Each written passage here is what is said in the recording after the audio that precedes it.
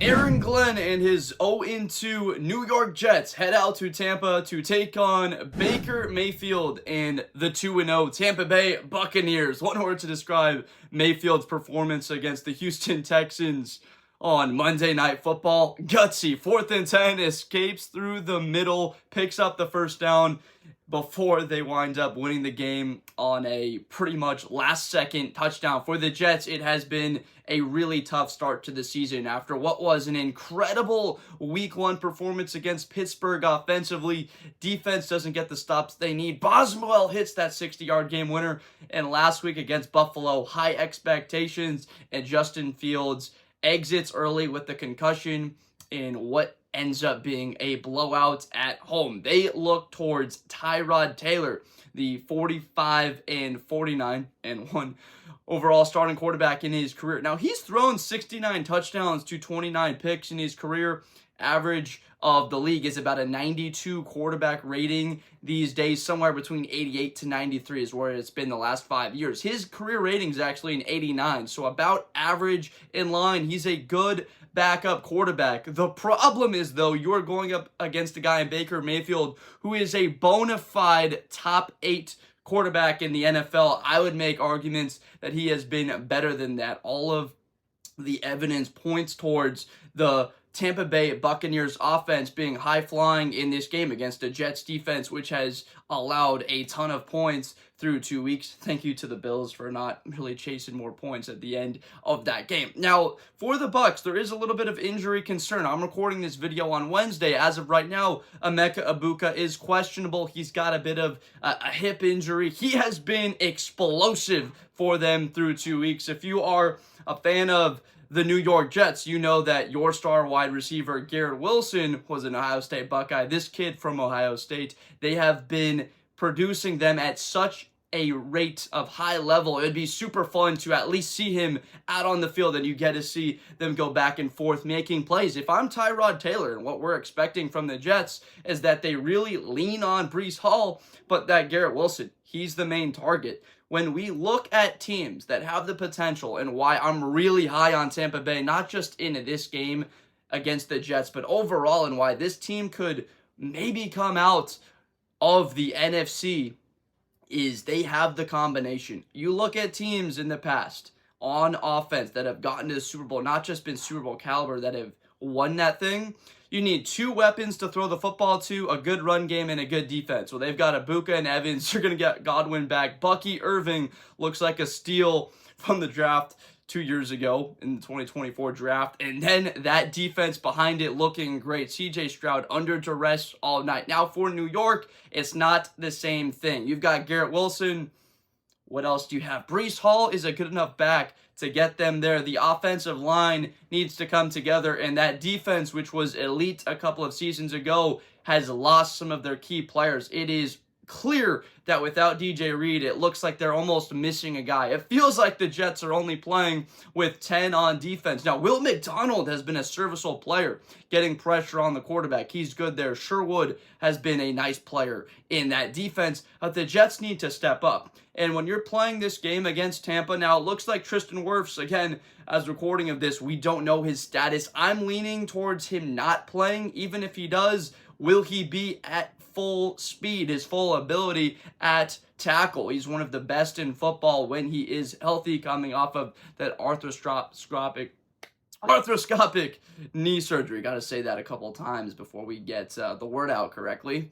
But that's big when we look at this matchup between that offensive line. They had another injury in week 2 against Houston. So what does the offensive line look like for Tampa? You got to expect the Jets and Aaron Glenn, when he was with Detroit, they liked to play a lot of man coverage. They really liked to get after the quarterback. When you had an elite edge like Aiden Hutchinson, it's a little bit different for you to be able to do that. So I'm leaning towards them, putting a little bit of pressure on Baker Mayfield, looking at 5-man formations where they're getting after him, 6-man blitzes where they're just going to manufacture pressure.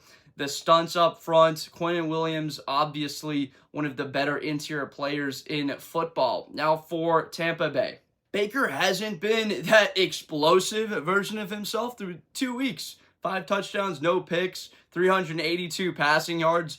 Is this the game where we see that offense open up? It looks like Egbuka will play.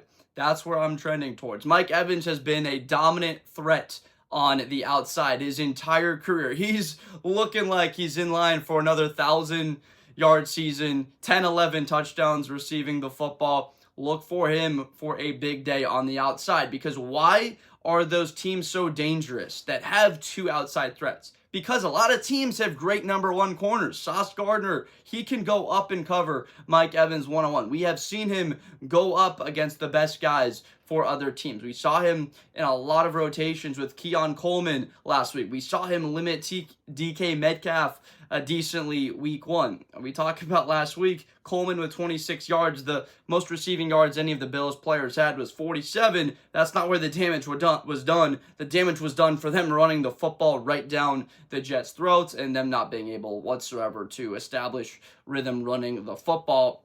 I can see the Jets really trying to lean on that run game with the backup quarterback in there.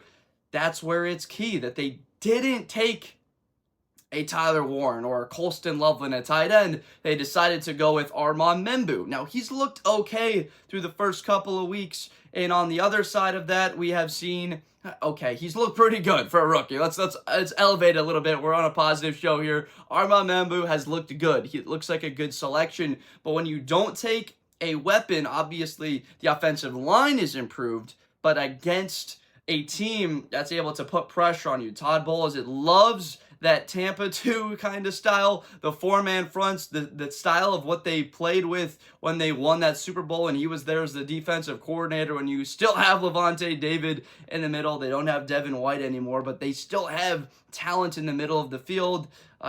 Vita Vea, still another one of those guys. Antoine Winfield, they've got a whole bunch of players on that defense. Tampa Bay likes to really get pressure with 4. It's going to be tough for the Jets to drop back and pass against a lot of that zone coverage. What are we going to be seeing? 2 high safeties a lot of the time.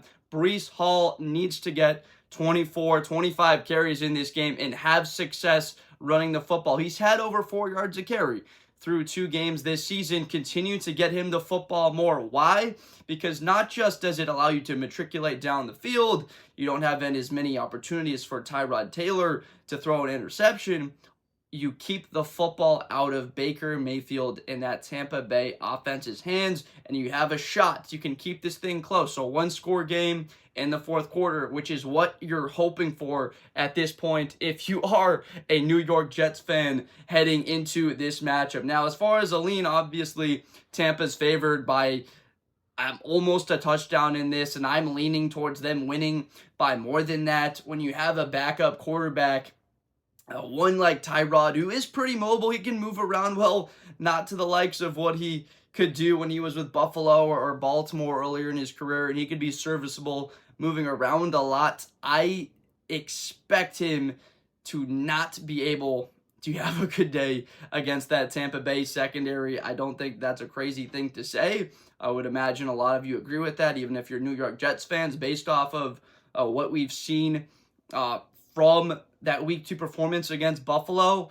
A lot of people that don't watch the Tampa Bay Buccaneers don't understand that defense is actually pretty good, that they have good guys at every level of the defense. Another category which elevates them to a status that can give them another chance to win that division once again and win some playoff games. A lot of that helps. I've got the Jets losing this one on the road 27-13. Believe that Tampa Bay comes up with a very nice interconference win against New York. Really tough for the Jets that they have to start off the season with Pittsburgh and that emotional game against Aaron Rodgers, the former quarterback, almost the quarterback trade of Justin Fields and Aaron Rodgers. You have Josh Allen and the Bills, and then this game that you've got 3 pretty good football teams, playoff teams from a season ago. That's a tough way to start the year. Even if you had Justin in this game, it would be a really tough matchup. So obviously they have a shot to win this game in their manner, but it has to be creating a takeaway. I'm curious, how will Aaron Glenn try and attack Baker? Is it putting 5-6 guys on the line of scrimmage and daring them to hit them over the top? It's been clear that Mike Evans, Egbuka, They are explosive guys, but who is that blazing wide receiver threat on the outside that can get there? Emeka has that type of versatility, but how does he look running routes in this game if he's not 100% with the hip? He's a tough kid. He'll be able to play through it if he is out there on the field. So I appreciate you so much. Let me know down below in the comments your expectation for this game, who wins and why. Again, Bucs 27-13 at home as they move to 3-0. Jets drop to 0-3 on the year. Let me know down below. Please subscribe for more football content in the future. We make football content every day. NFL, college, excited that football is back and we can continue to do this because it's our favorite thing to do with Bliss with Blender. I appreciate you so much for watching, and I will see you next time. Thank you. Best player in college football. That Georgia and Ohio State game, New Year's Eve, is going to be a classic. Josh Blender, hi everybody, I'm Josh Blender. To the 40, 35, 30, Espinosa to the 20.